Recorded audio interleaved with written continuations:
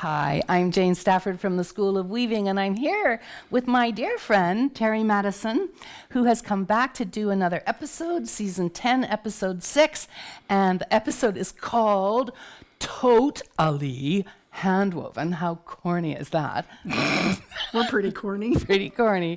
Anyway, we have an amazing episode planned for you, where we're going to learn how to make tote bags. But along the way, the journey is rich, as all journeys are here. And we start with a beautiful handwoven fabric that Terry has designed. And the original design comes from our good old MPD, who we love so much.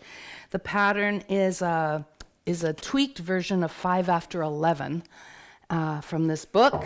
So we'll talk about all of the design in this fabric, and then This year's tote, you're going to learn a couple new things.